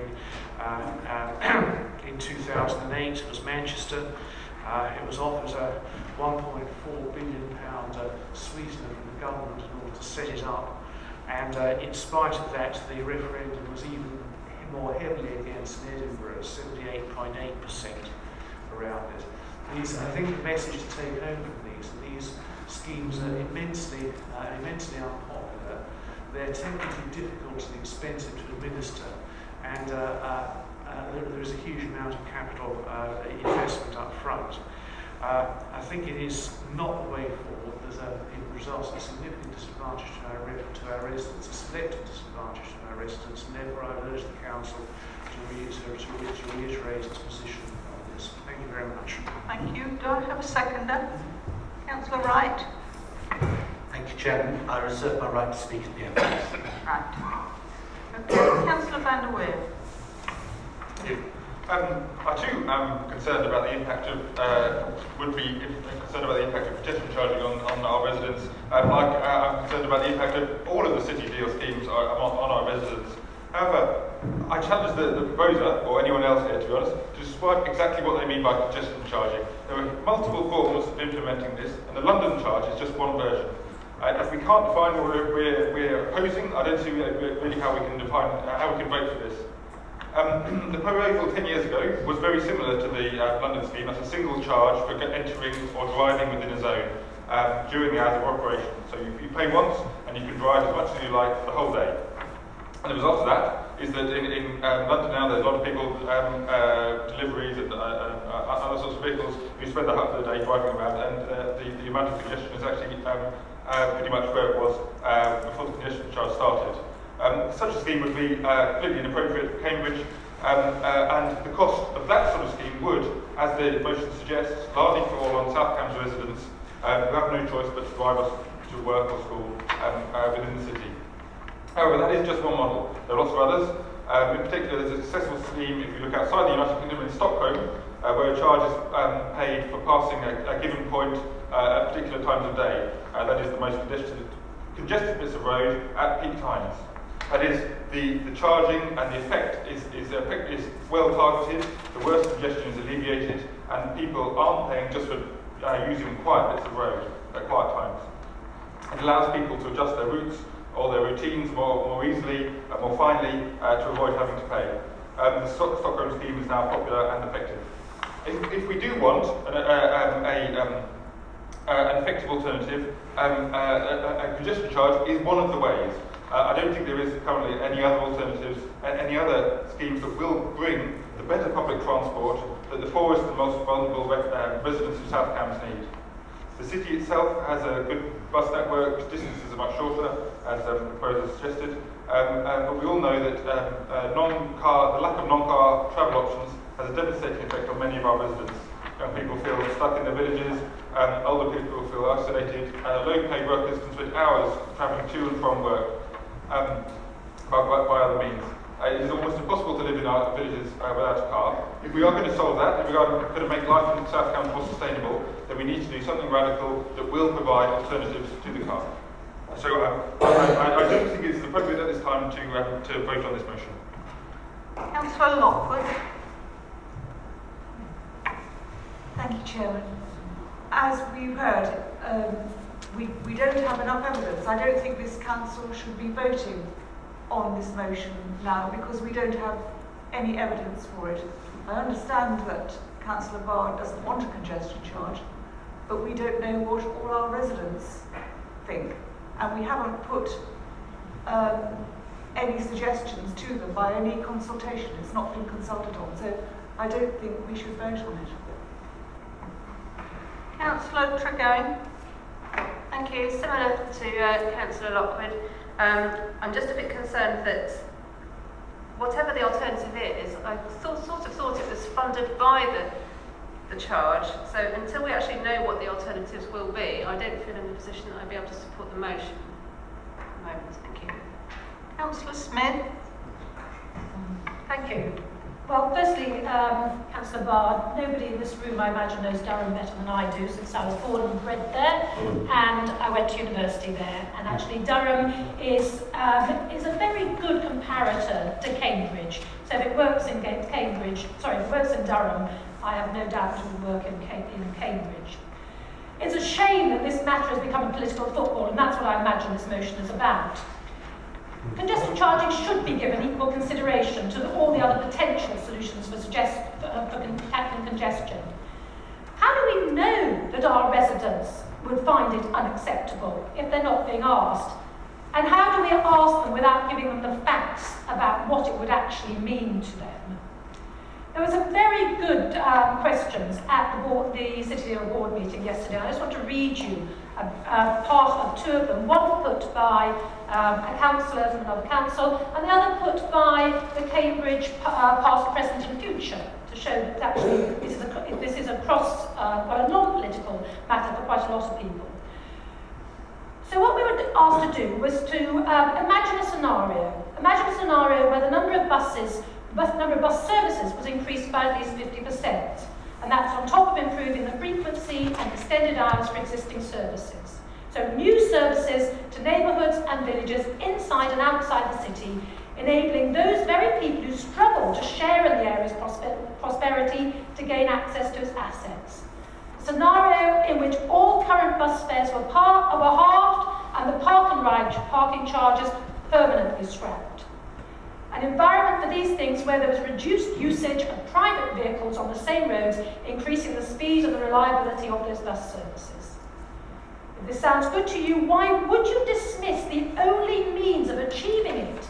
And that is some form of peak hour road pricing or congestion charging, not what was proposed 10 years ago, but the 21st century congestion charging. There is no other proposal on the agenda or on the horizon which has a hope of achieving that scale of change. So Cambridge Past, Present and Future said the City Deal can provide the tarmac on which the buses will run, but it cannot subsidise or underpin the operation of a quality public transport system. The only realistic option for substantial additional funding is income derived from some fiscal demand management, which can then be reinvested into creating an improved public transport service, which it's the people of South Cambridgeshire who will benefit from. They went on to say, we're dealing with the highest stakes of all, yet the decision on how to proceed is being based largely on supposition, subjective opinions, and preconceived thinking, which we believe is irresponsible and inappropriate for the significance of the proposal. So I'm surprised at you, Dr. Bard, as I assumed you were an empiricist who valued fact-based decision-making. I'm not saying congestion charging is the cure-all, but if you reject it out of hand on the grounds of anecdotal, ignorant and historical bias, how will you ever know? Where are the facts? By all means, show me the facts to say it's not the right solution and I'll go with those facts. But, we have to have the facts there. This is a perfect, if you reject it out of hand, this just perpetuates the small-minded NIMBYism that will hinder the emergence of any innovation and new solutions to tackle the congestion problems which are escalating out of control for South Cambridgeshire and the city. So, we should be supporting, not congestion charging, but supporting proper evidential, fact-based decision-making. Thank you. Councillor Bygott. Thank you, Chairman. So I spoke on this issue the last time that we had a vote. I was completely opposed to a congestion charge then, and I'm as opposed, or even more opposed, today. When that previous proposal was put forward, the boundary for the congestion charge cut right through my village in Girton. It would have caused absolute traffic chaos in my village, and people would be parking all the way through the streets to avoid paying the charge. I think it's not only Girton, but it's the whole of South Cambridgeshire that would lose if we had this congestion charge put in place. Because the fact is, and Councillor Smith was asking the fact is we don't have proper public transport in South Cambridgeshire. Now, people have been talking about several other cities. London often comes up, Stockholm was another one that was mentioned. Both of those cities have extremely good public transport systems. Both of them have underground railway systems. We don't have any of those things. So, if we had a proper public transport system, and bear in mind that the whole purpose of the City Deal is actually to give us one, if we had that, and people still said, oh, well, I'm not catching the bus, I'm going to drive anyway, then maybe it's a time to consider congestion charging. But in the absence of any real proper alternative, people just simply don't have a choice. If you live in a village that has one bus a day or one bus a week, you are not going, or you are definitely going to get in your car because you simply don't have any other choice. So it really comes down to this idea between carrot and stick. This is a stick solution. This is a solution to punish people, it's a solution to tax people. It's not a carrot solution, which is one to actually give the people what they need. Now, Cambridge competes internationally. We are competing with Silicon Valley, we're competing with Boston, we're competing with Tokyo, with Shanghai. All of those places, they are putting in infrastructure, they're putting in public transport. Silicon Valley's public transport is not very good at the moment, but they are working to improve it. What they're not doing is putting up barriers, trying to damage their economy by making it difficult and expensive to travel around. So if we want to be the leading place in the world for technology businesses, then what we need to do is put in the proper infrastructure and not impose a congestion charge. Thank you. Thank you. Councillor Williams. Thank you, Chair. Well, the previous motion, I think we all agreed that anything that's done has to be evidence-based. And I think we all agreed that at the moment we don't have that evidence to make a judgment on what sort of system we ought to introduce to combat not just congestion but pollution as well in the centre of Cambridge. Edinburgh is not Cambridge, and there are many forms of road pricing, as already been mentioned. If we are to give an honest overview of what is happening and to give solutions to overcome the negative impacts of that overview, then everything has to be ruled in and nothing should be ruled out. What this motion does is immediately rules out any form of road pricing. It doesn't take into account, for example, that we have park and rides. Those park and rides could be free, not just for parking, but also for the bus ride. I would suggest that would make quite a lot of difference to how people from outlying villages in our district would go into the centre of Cambridge. I know certainly the number of people who approach me about bringing back free parking and the possibility of a free bus ride would certainly alter their way of travelling into the centre of Cambridge. But we don't know. Without the evidence, we have no idea what sort of effect that would have. It may not have any effect at all.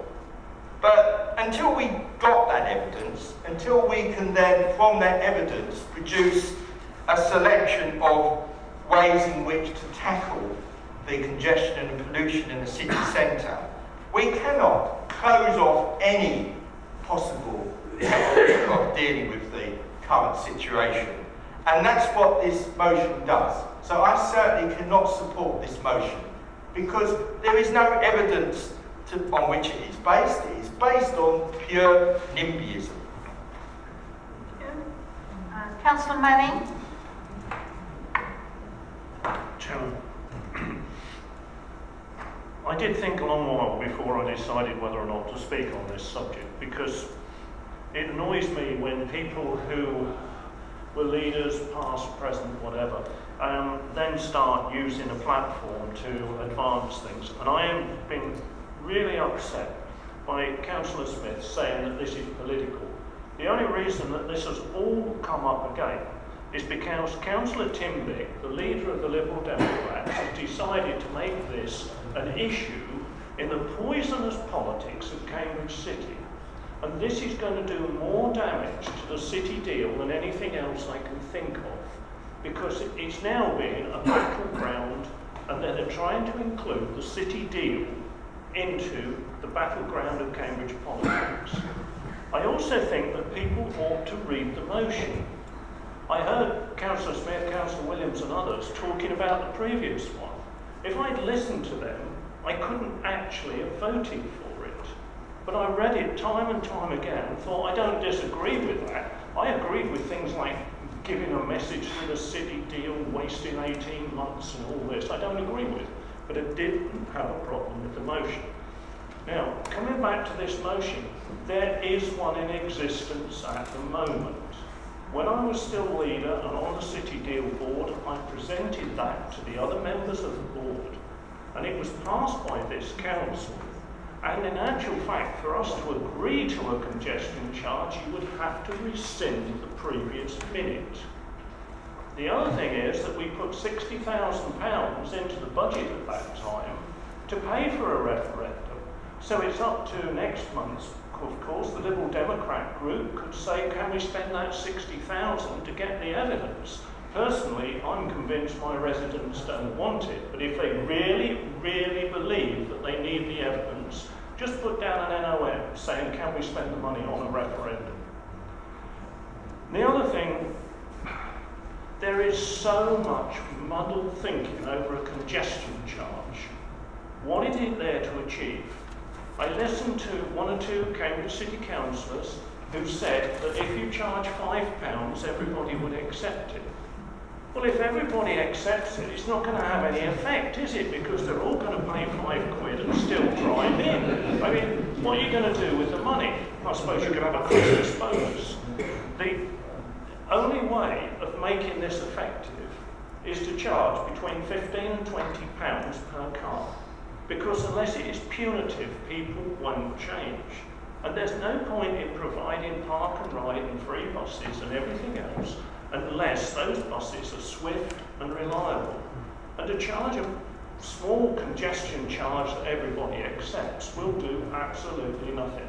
I don't care whether a bus is free or what.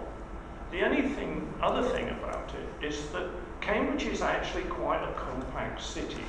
I've said this before. It is perfectly easy to walk from the Shire Hall to the station and back. It really isn't a problem. I'm 70 years old and I frequently have done that. And let's face it, 3/4 of the population are younger and fitter than I am. So I think we ought to come to a dose of reality here and really start thinking about what we're doing. And this is only to remind people that there already exists a notice of motion passed by this council that says no to a congestion charge. And therefore, I hope you will vote on what it says on the paper. Thank you.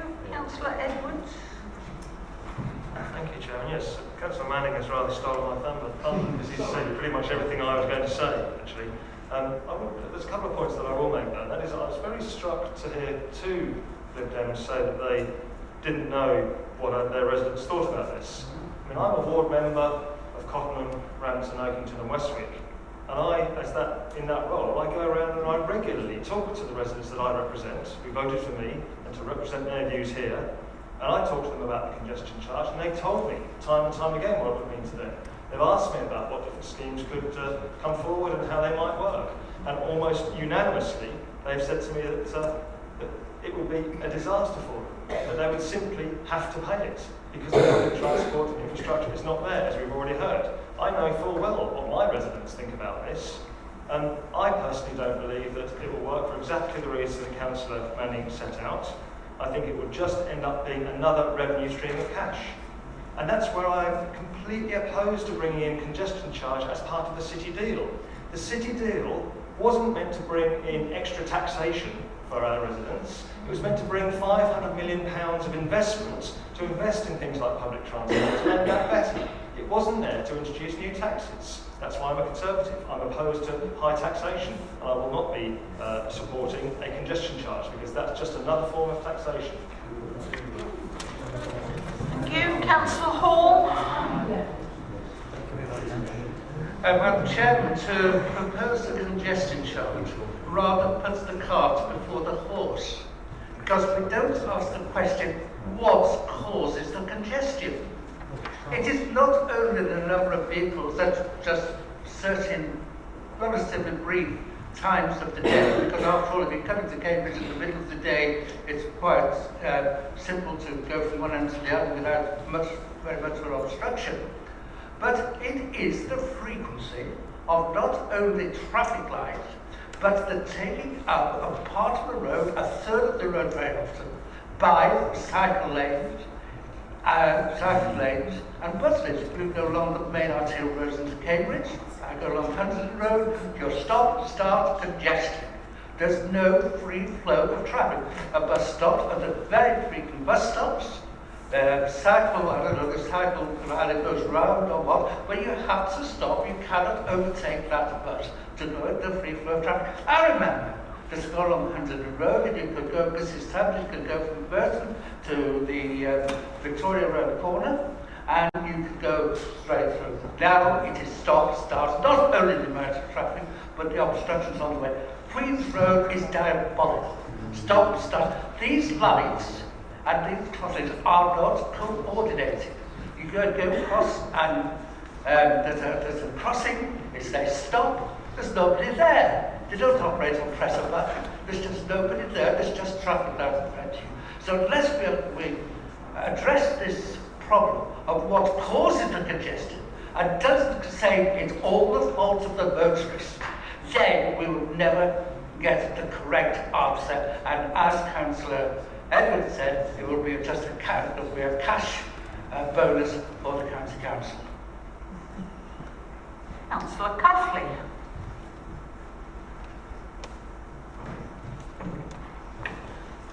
Thank you, Joe. Much of what I was going to say has already been said as well. I agree with what Councillor Bygott and Councillor Manning said, and Councillor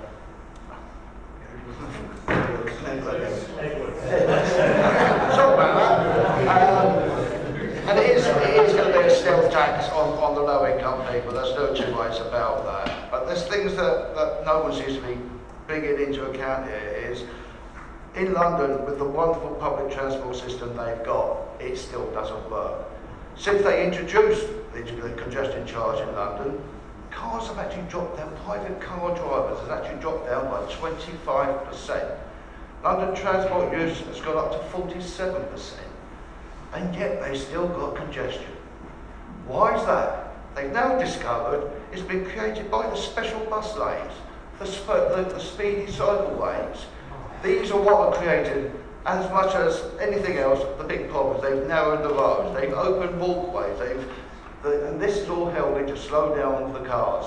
The car is not the beast here. What we need to be doing is completely refocusing our thoughts, and instead of thinking about congestion, is thinking of flow. And that is how to get the traffic moving. That will reduce pollution. It will reduce people's anxiety and also get people around. And the most important thing that everyone's forgetting here, I think, is the freedom of choice. We choose to go in our cars because it's convenient, it's easy. We can get from A to B at our time. We're not being dictated as to what time we can go to work and what time we've got to be home. We can go to work, flexi hours. We can go shopping when we like. So we want to take those rights away from our public? Sorry, I don't. I think we live in a better world than that. We should give people their freedom and let them keep it.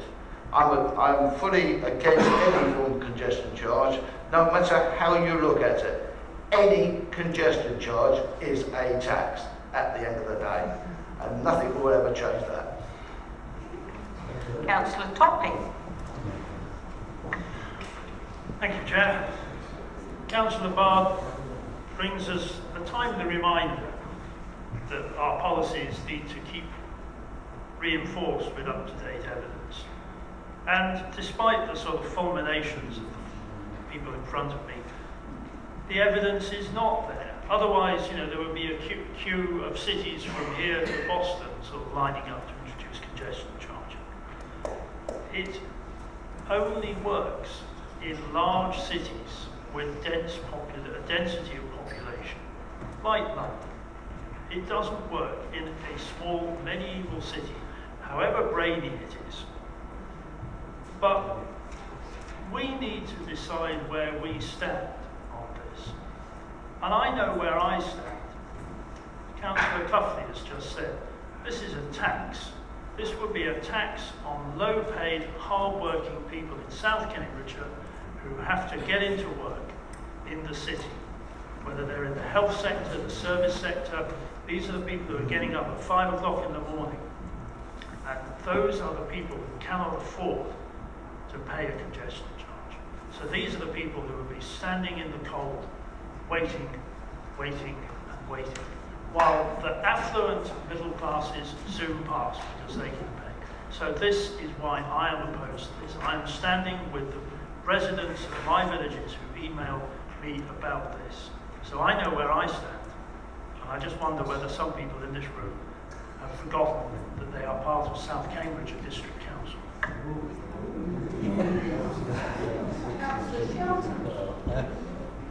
Oh, thank you very much, Chair. Well, a couple of things. I think the breaking news, so to speak, is the fact that it seems that the City Lib Dems and the South Cambs Lib Dems are getting on again. Fantastic news! Fantastic news. After a 2 or 3 year not speaking to each other, they've managed to get it sorted. That's fantastic. That is really, really good news. I'm really pleased about that. That's the best news I've heard this afternoon. Secondly, it shows that the Lib Dems do agree with their city counterparts on congestion charging. And that's in itself breaking news as well, because from where I'm standing, even thought of a congestion charge shudders me. The fact that our residents from South Cambs will have to pay to go into the city and then be enticed into one of their fantastic multi-storey car parks, which incidentally are right in the city, paying £10 an hour or whatever it is. Absolutely ridiculous. As for the city deal, well, the city deal is a laughing stock, quite frankly, to the eyes of our residents, and that's, well, it is. I mean, you talk about consulting with our residents, the very thing that we all should be doing, and they tell us in no uncertain terms the city deal isn't working, and we do not want a congestion charge.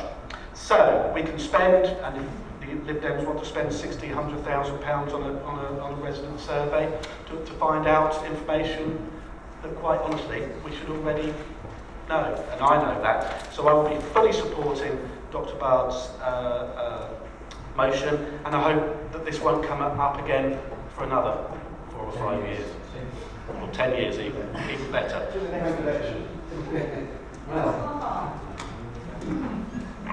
Thank you, Chair. Well, I've listened with interest to this debate. I wasn't around when you first rejected congestion charging. I do feel uncomfortable with this being politicised, and I also feel uncomfortable with descriptions of transport ideas being called carrots and sticks. I mean, I think our residents are already penalised in that so many of them tell me that they can't get into Cambridge and that they've abandoned trying to do so by and large. So their lives and their ability to access our centre of culture, actual shops as opposed to online shops, you know, and just being in a throng of people, those freedoms are actually being curtailed by the fact that Cambridge has become a no-go area. Now, all I think about this motion is that we shouldn't reject congestion charging. We should keep everything on the table. We're going through a city deal process, and it all has to be considered in the round. I find it inimical to shaping opinion and leadership that we would reject something actually that could change our residents' lives, and in so doing we actually have an obligation to show some leadership about this. Yes, by all means canvass our residents to know what they think, but it's partly the rhetoric that surrounds congestion charging. It is spoken of in such a negative fashion. If you call it a tax, That's all it will be. You know, I do think that this motion really, really shows a poverty of ambition, because surely the realistic alternative will come hand in hand with congestion charging if congestion charging can be demonstrably proven to be a benefit to our residents. Thank you. And final speaker is Councillor Chamberlain. Chairman, thank you very much. I hear plenty of evidence from my residents about their children and their grandchildren are forced further and further away from Cambridge and having to travel in every day by car because there are no alternatives. It would be a tax on them, it would make their lives much more difficult. I have to say, I have to believe that buses in fact are not the alternative. I think we need to be looking at something much more reliable and regular, and I'm looking at railways. I don't think buses will be the answer to our problems. We're just going to end up with a queue of buses. If you go to London at the moment and go to Regent Street, you'll probably find you get off the bus at the end of the queue, walk along and get on the one at the front. It's crazy. I will be supporting this motion. I believe it's absolutely right that we do not have a congestion charge for Cambridge, in whatever form it comes. Thank you. Councillor Wright, you are seconding, so you should speak.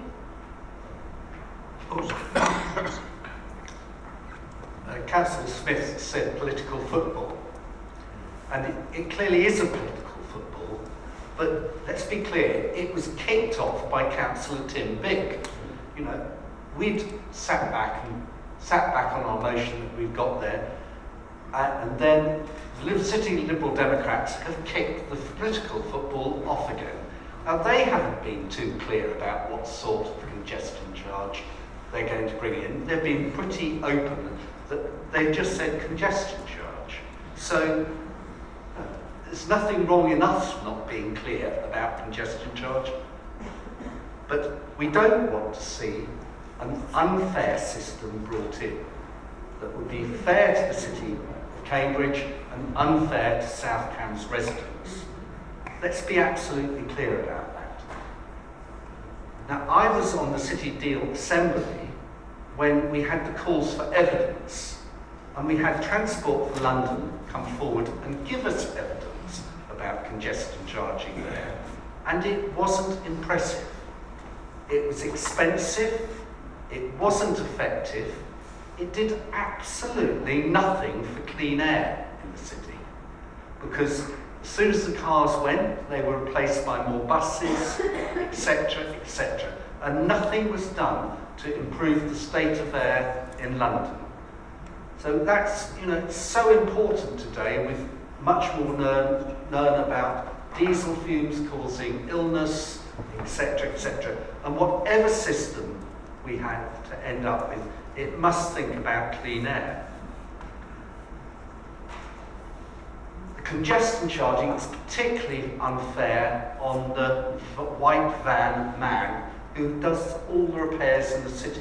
You know, if you want your washing machine repaired, it's going to be an extra expense to him, because he not only has to get himself to the site, he has to get all his tools there as well to work on that.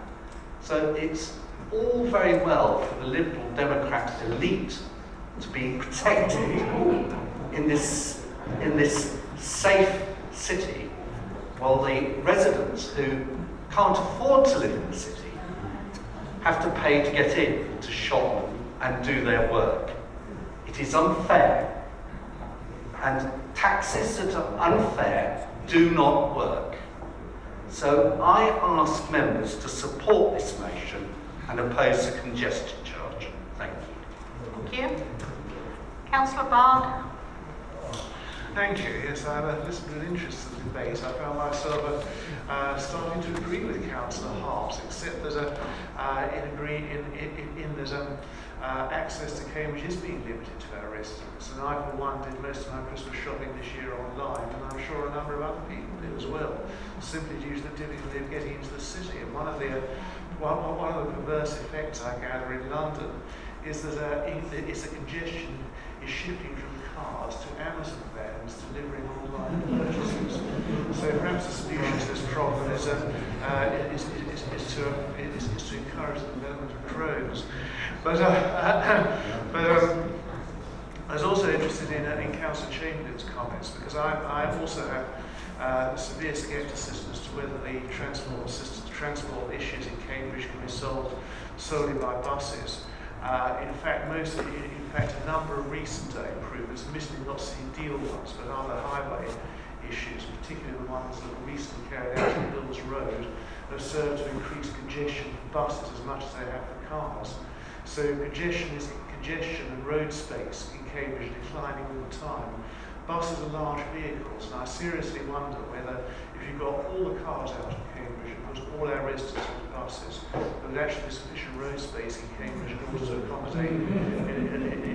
accommodate these very large vehicles, not to mention the pollution in it. I think the only long-term solution is a rail-based one, and I congratulate Councillor Bygott and some very visionary thinking, and also there's an article in Cambridge Architecture, I think, which came out last month, which resurrects the idea of a metro system, which I think was first discussed in the 1980s. But it is going to have to be something like that sorts out Cambridge, not a congestion charge. I was interested in Councillor Vandervaar's survey of different congestion charges around the world. I think we agreed that London is probably ineffective, and that is being demonstrated by rising levels of congestion within London.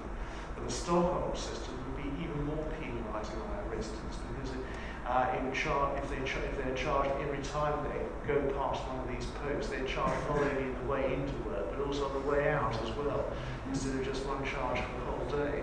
So I don't see that as being a solution for our residents at all. As I say, the idea of congestion charging has been around a long time. I think it was first mentioned in the Buchanan report in the early 1960s. It had considerable government backing with remarkably little success during the 2000s. It is not an idea whose time is yet to come. It is an idea whose time has been and gone. And I heartily urge this council to reject it. Thank you. Right, we'll go to a vote, because obviously we need one. We need a recorded vote, right? Okay. Councilman, yes. Right. If you agree with Councillor Bard's motion, you should press the green button. If you disagree, you press the red button, and if you abstain, you press the yellow button.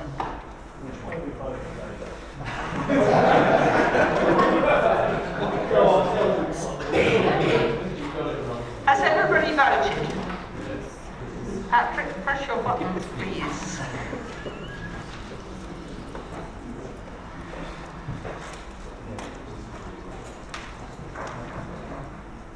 Right. Those in favour, 31. Those against, 8, I think. Abstentions, 2. So the motion is passed. Thank you. Can I draw your attention to the meetings, the proposed dates for our next council meetings, and can I also draw your attention to a chairman's quiz and raffle, of which I have raffle tickets. Sorry, Councillor Smith.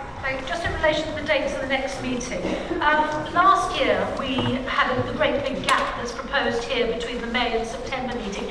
It was an awfully long time, and some of us felt the need for a meeting. Could we possibly...